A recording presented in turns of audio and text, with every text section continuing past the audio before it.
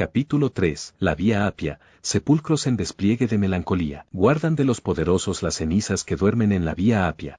Marcelo se entregó de lleno y sin perder un momento a cumplir la comisión a que se le había destinado. El día siguiente se dedicó a la investigación. Como se trataba de una correría de mera indagación, no se hizo acompañar por soldado alguno. Partiendo del cuartel de los pretorianos, tomó la Vía Apia hacia las afueras de la ciudad. Una sucesión de tumbas se alineaba a ambos costados de esta vía famosa, cuya magnífica conservación corría a cargo de las cuidadosas familias a quienes pertenecían. A cierta distancia del camino quedaban las casas y las villas, tan igualmente apiñadas como en el centro de la ciudad. Mucha distancia quedaba aún por recorrer para llegar al campo abierto. Finalmente llegó el caminante a la enorme torre redonda que se levanta a unas 2 millas de la puerta. Construida de enormes bloques de travertino, había sido ornamentada con la más imponente belleza y sencillez al mismo tiempo. El estilo austero de tan sólida construcción le imprimía un aire de firme desafío contra los embates del tiempo. A esta altura Marcelo se detuvo para contemplar lo que había recorrido. Roma tenía la virtud de ofrecer una vista nueva y a cual más interesante a aquel observador que recién la conocía. Lo más notorio aquí era la interminable fila de tumbas. Hasta este punto de reposo inevitable habían llegado en su marcha triunfal las grandes, los nobles y los valientes de los tiempos pasados, cuyos epitafios competían en hacer públicos sus honores terrenales, en contraste con la incertidumbre de sus perspectivas en el ignoto de una vida, por ventura, sin fin. Las artes al servicio de la riqueza habían erigido estos pomposos monumentos, y el afecto piadoso de los siglos los había preservado hasta el momento. Precisamente frente a él tenía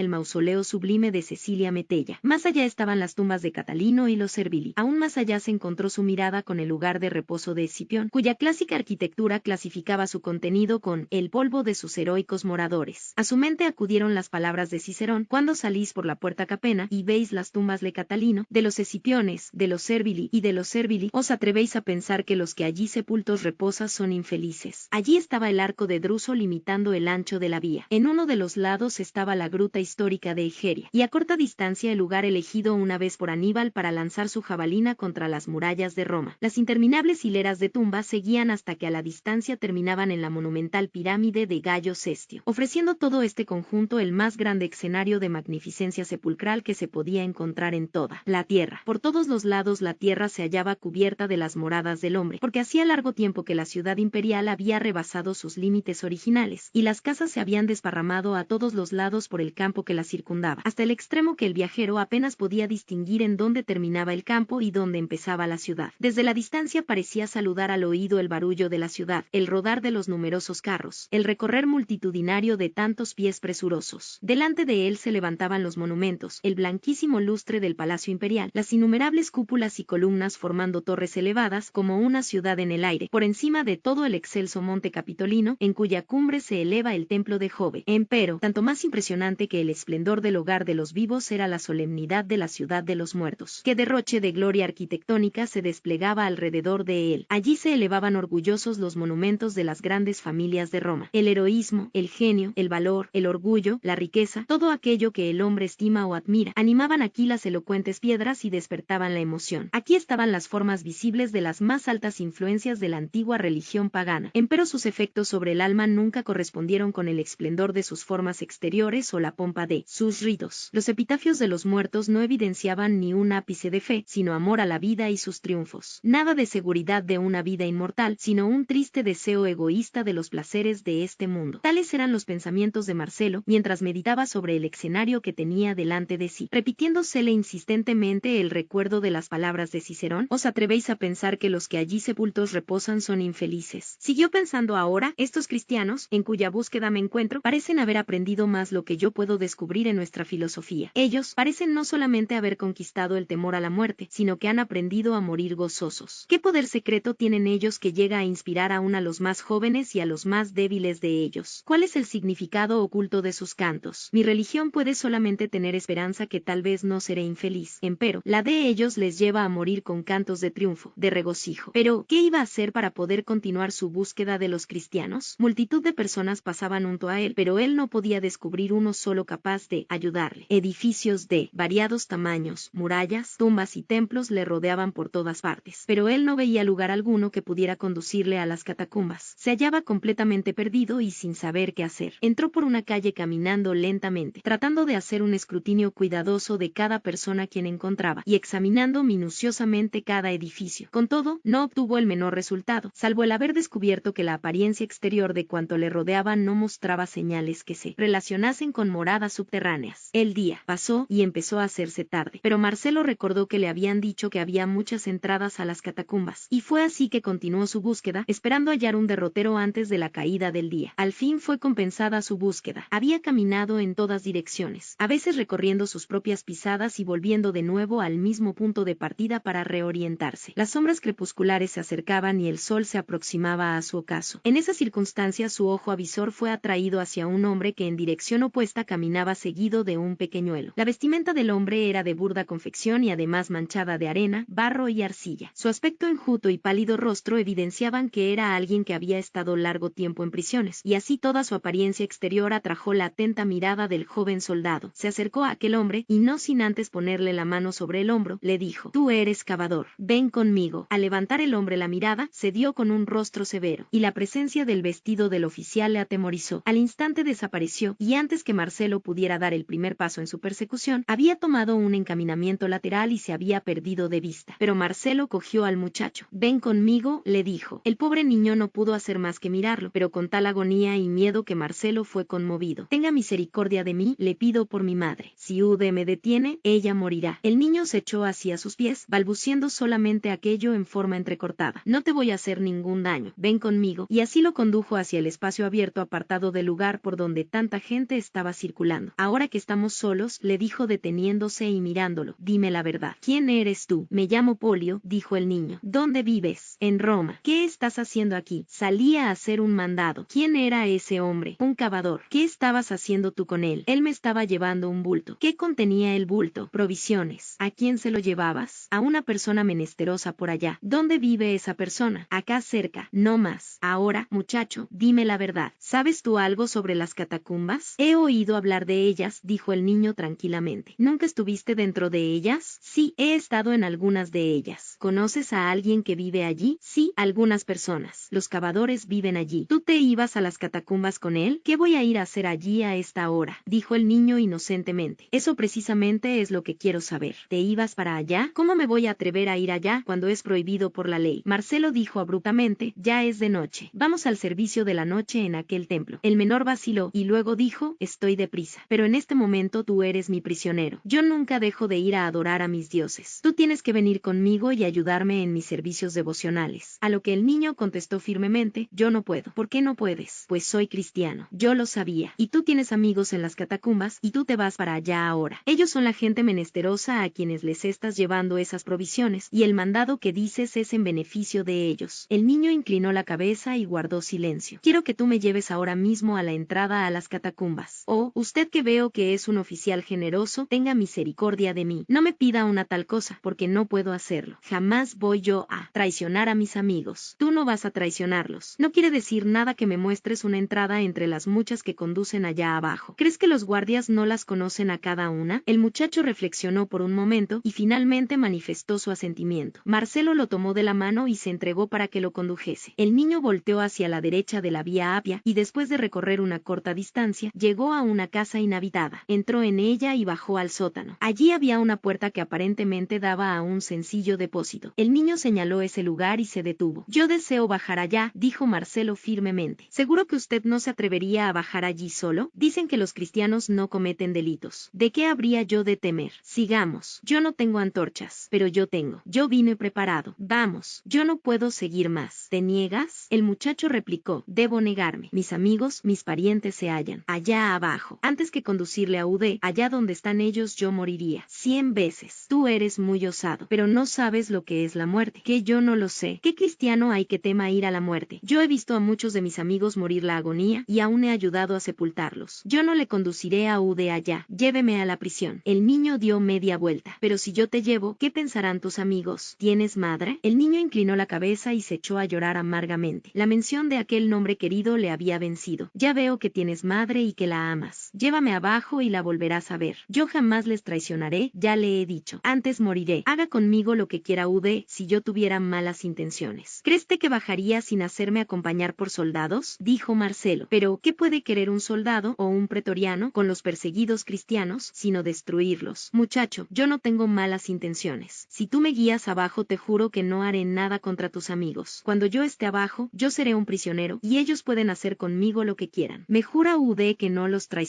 Yo juro por la vida de César, y por los dioses inmortales, dijo Marcelo solemnemente. Vamos, entonces, dijo el niño, no necesitamos antorchas. Sígame, cuidadosamente. Y el menor penetró por la estrechísima abertura.